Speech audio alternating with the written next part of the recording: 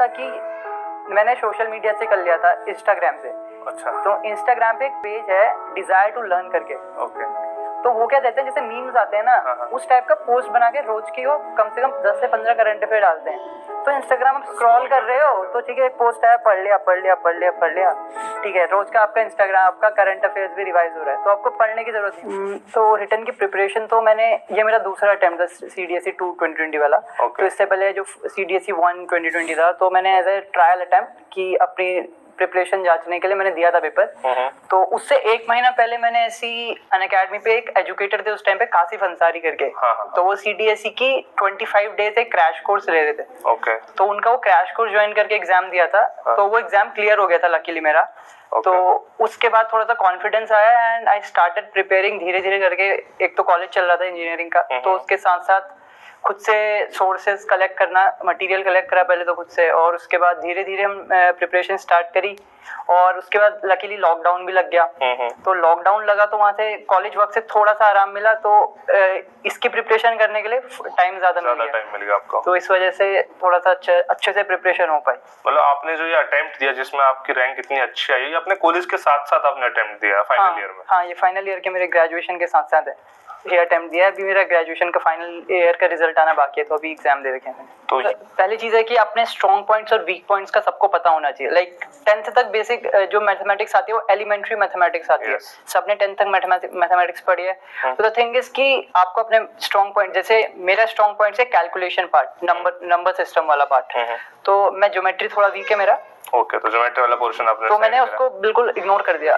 तो 15 से 20 क्वेश्चन आते हैं, छोड़ दिए। तो मेरे पास 80 क्वेश्चन बचे। अब मुझे पता है 80 क्वेश्चंस मेरे हाथ में 60 to 65 में कर लूंगा। अब वो 60 to 65 पे मैंने फोकस करना है एग्जाम में, और वो 65 क्वेश्चन का मार्क लेके मैंने सॉल्व करना है। तो उसमें बहुत इजी पार्ट है, जैसे HCF LCM, नंबर सिस्टम और मेंसुरेशन, जिसमें से फॉर्मूले पता होना चाहिए और सीधे सीधे आंसर निकल जाएगा। ओनली कैलकुलेशन पार्ट है। Calculation part. और आप उसकी प्रैक्टिस करो, तो जितनी ज्यादा प्रैक्टिस करोगे ना, उतनी ज्यादा आपकी स्पीड बढ़ती जाएगी।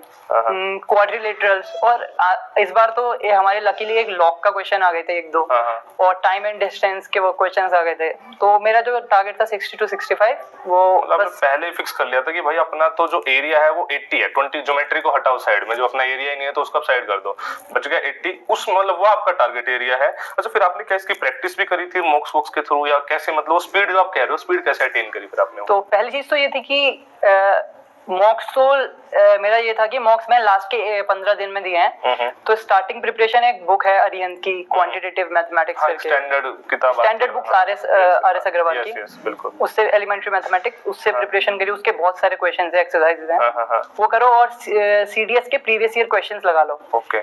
इवन आप उतनी ज्यादा प्रैक्टिस भी नहीं कर रहे ना, तो आप पिछले 10-12 साल के क्वेश्चन पेपर लगा लीजिए। ओके, उसी से वो स्पीड अटेन हो जाएगी। बहुत सारे क्वेश्चन है, 1200 क्वेश्चन। गुड स्ट्रेटेजी कि आप पहले ही आपने फिल्टर कर लिया कि क्या नहीं करना है, बिकॉज ये भी अपने आप में काफी चैलेंजिंग पार्ट होता है क्वेश्चन छोड़ना।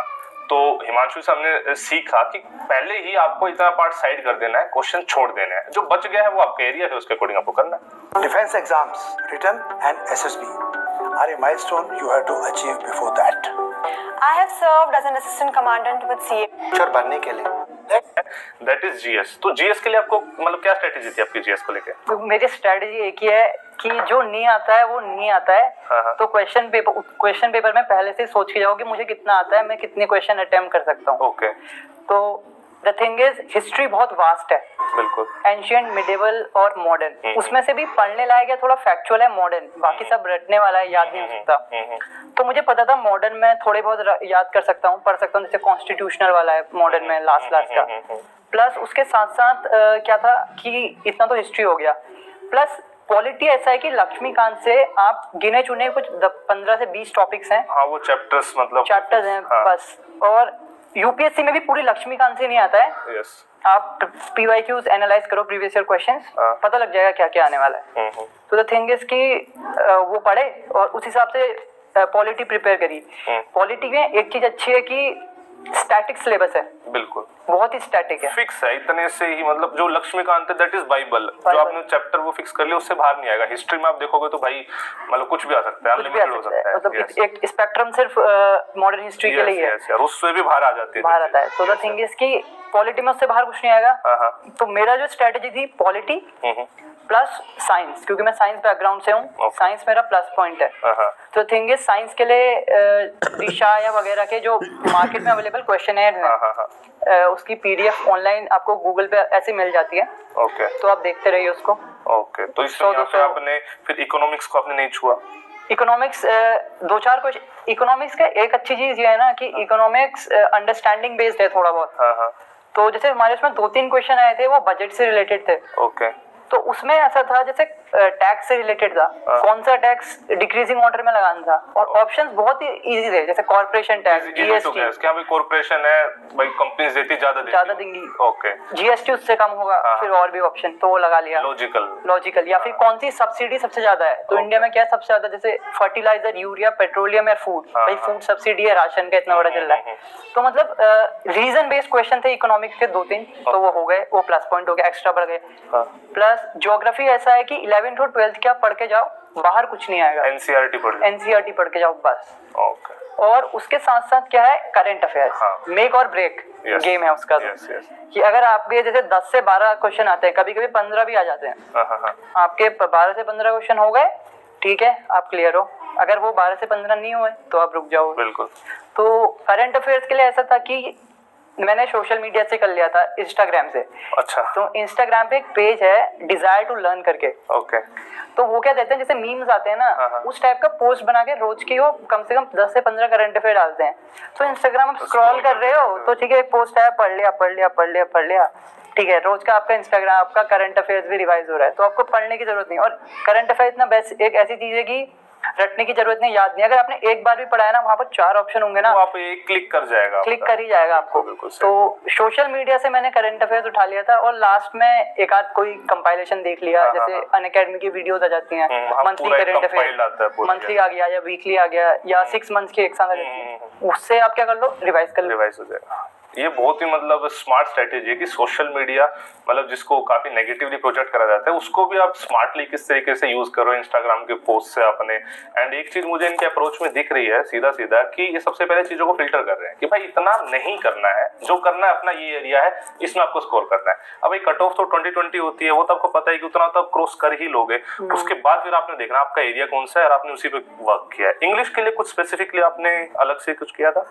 इंग्लिश का ऐसा है कि पेपर अंडरस्टैंडिंग बेस्ड बहुत आता है। तो मतलब अगर आपकी रीडिंग हैबिट्स हैं और आपको बेसिक इंग्लिश आती है, तो आप स्कोर कर लोगे, मतलब इतने स्कोर कर लोगे, 50 to 60 मार्क्स स्कोर कर लोगे। ओके। तो उसमें क्वेश्चन आते हैं जैसे सेंटेंस रीऑर्डरिंग और पैरा जंबल्स आते हैं। तो इस टाइप के क्वेश्चन क्या है, आपको अंडरस्टैंडिंग आनी चाहिए, समझ, अगर आप समझ गए तो हो गया, या कॉम्प्रिहेंशन आ गया, समझ गए तो हो गया। उसमें भी फिल्टर आउट कर लो कि ये नहीं करना है, जैसे ग्रामर जो बहुत ट्रिकी आती है। अब क्या है, 30 क्वेश्चन के आसपास ग्रामर और इडियम्स एंड फ्रेजेस आते हैं, और या फिर आपके वोकैब आ गई, इनडायरेक्ट डायरेक्ट स्पीच आ गई। तो जो आपको नहीं आता है ना, आप छोड़ दो, पहले छोड़ दो। तो अब 30 to 35 आपने छोड़ दिया, उसके बाद भी आपका 85 ऐसे क्वेश्चन है जो इजीली आप सॉल्व कर दोगे। उसमें से 60 भी कर लिए, 70 भी कर लिया, तो आपका ओवरऑल एक मार्क्स आ गया भाई जो आपको। तो आपके इंग्लिश आ गए, मैथ्स आपने वहाँ से 50 to 60 कर लिया था। जीएस में अपनी स्ट्रेटेजी थी, तो उस वजह से जीएस मेरे 50 to 55 क्वेश्चन सॉल्व हो जाते थे, तो इस वजह से पेपर क्लियर। अच्छा, कोई एक बुक लिस्ट बता सकते हो रिटर्न के लिए, एक स्टैंडर्ड, जैसे वैसे आपने बताई दी कि मैथ्स के लिए आर एस अग्रवाल अरिहंत की, तो मैथ्स की जीएस की भी आपने बता दी, पॉलिटी की वो पॉलिटी की लक्ष्मीकांत हो गई, और उसके साथ साथ 10th 11th 12th की एनसीईआरटी ज्योग्राफी के लिए। अगर किसी को हिस्ट्री भी पढ़नी है, एंशिएंट मेडिवल वगैरह, तो आप 11th 12th के एनसीईआरटी पढ़ लो, ओके, क्लियर हो जाएगा, क्योंकि जो फैक्ट्स आते हैं ना उसी से आते हैं, एनसीईआरटी से। प्लस अगर आपको मॉडर्न पढ़ना है तो उसके या तो स्पेक्ट्रम पकड़ लो या फिर बिपिन चंद्रा पकड़ लो। वो स्टैंडर्ड बुक्स ही मतलब हिमांशु ने रेफर करी है। एनसीईआरटी जो काफी लोग इग्नोर कर देते हैं, तो मतलब हिस्ट्री की एंशिएंट एंड मेडिवल के लिए, प्लस में ज्योग्राफी के लिए तो काफी कॉमनली बोली ही जाती है। मेरे हिसाब से एनसीईआरटी से बेटर कुछ नहीं है। चलो, आपकी बहुत ही अच्छी स्ट्रेटेजी रही रिटर्न की। तो एसएसबी के लिए मैं जानना चाहूंगा, क्या आप इससे पहले किसी एसएसबी में गए थे? आपका कौन सा अटेम्प्ट था ये एसएसबी का?